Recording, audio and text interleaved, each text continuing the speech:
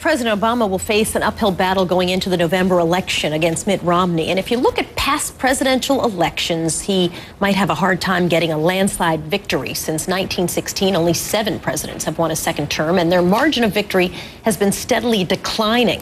Back in 1972, President Nixon won re-election by 23 points. In 2004, President Bush won a second term by only 2.5 points. So how hard will it be for President Obama to win a second term? What will he be able to accomplish if he's re-elected? Lizza is a frequent CNN contributor and member of our Starting Point team. He's also the Washington correspondent for the New Yorker magazine, and his latest article is out today. Spoke to several White House insiders to get a look at what a potential second term for President Obama would look like. Nice to see you. Thanks for talking with us. Certainly appreciate it. Thanks for having me, Soledad. I miss you guys. Yeah, I know. It's like weird not to have you next to me. So you talk about this sort of small margin of error, and I have to imagine that when you come in with margins, rather, of victory, not margin of error, margin of victory, then that means that it really shrinks sort of what you can accomplish in your second term. Is that fair to say? I think so. And you know, if you look at that trend, Obama, if he wins, and this week probably it's looking less good than it has for much of the winter and spring. He will be the first president to be reelected by a smaller margin than his first election in over 100 years. That would, if he pulls it out, he's very likely to win by less than that 7 points he won by in 2008. And so that would be historically unique. It'd be the first time that happened in since the 19th century. And so, you know, one of the things I did in the piece is I just went back and looked at recent second-term presidents. What was their re-election campaign like? How did the campaign itself relate to what they were able to do after they were elected? And what were the lessons from Nixon in '72 and Reagan in '84, Clinton and George W. Bush?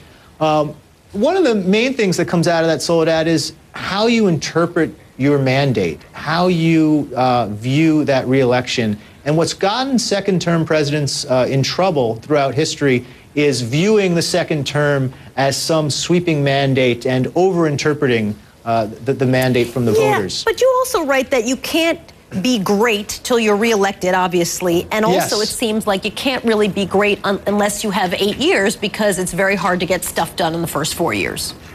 Exactly right. I mean, we don't really remember the one-termers as terrific presidents. We don't remember Jimmy Carter and George H.W. Bush, the last 2 one-termers, as historic, because you can't get enough done in 4 years, and you really need that second term to consolidate and implement all that you did in the first term. You know, for Obama, it will be health care and financial regulation, and then a whole set of issues on foreign policy that really are just getting off the ground by the time you finish that first term. So, you know, if you want to be in the history books, you've got to win that second term. So walk me through, what do you think are, I mean, I assume you break it down by there's domestic policy and foreign policy. So domestic policy front, what do you think he's going to tackle if, and that's a big giant if, as you point out, he is reelected?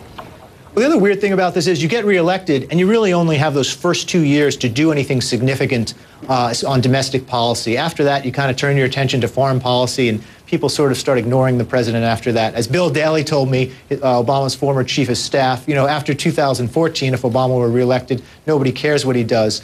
But we do have a very unique situation because of the so-called fiscal cliff or tax-mageddon. You know, December 31st, a whole range of tax and spending issues come up for renegotiation.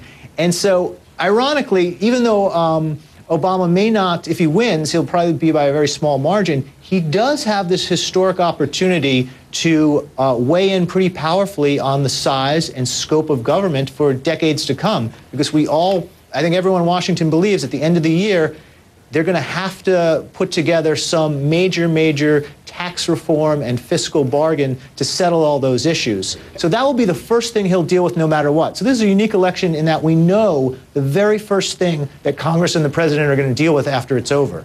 Hey, Ryan, look, I think if it's a second term, the president has to, in terms of history, has to get far more aggressive as opposed to the very centrist, cautious tone that he has taken. Of course, folks on the right, well, they would never use the word centrist, but let's just be honest, not like he's truly been on Mr. Left. I mean, so of course, we'll think he's from Italy, socialism, whatever. That was funny. But, well, first of all, it's also true. And so, I think, again, get far more aggressive. But here's the deal. You're going to have a split Congress either way, and so he still is going to contend with the polarization in Washington, D.C. That's right.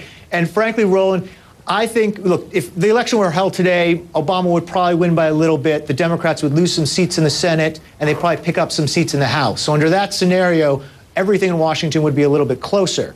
I don't think he moves left if he wins. I know on the right, there is this idea that if Obama wins re-election, he will be unbound by another election, so he will be the radical Saul Alinsky socialist that conservatives believe him to be.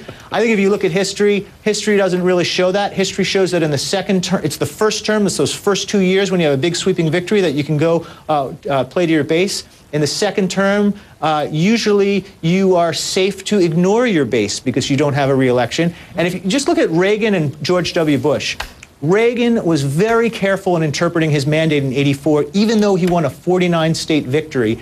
His aides actually told him, don't go to the social right, don't be too far right on a number of issues. And if you look at what he accomplished, there were bipartisan successes on tax reform and things like immigration. I think that that's a much better model for a president who's reelected than, say, George W. Bush, who gets reelected very, very narrowly in 2004. And what does he do? He tries to privatize Social Security. It ends in failure because no Democrats will go along with it. And it's sort of the beginning of the end of his second term, which he ends with like a 25% approval rating. So I think those two lessons are very important for someone like Obama if he wins. Ryan Lizza is a Washington correspondent for the New Yorker magazine, and his article is out today, I believe. Nice to see you, Ryan. Sorry not to have you in person. Thanks, Soledad. See you guys soon. From satellite. Thanks.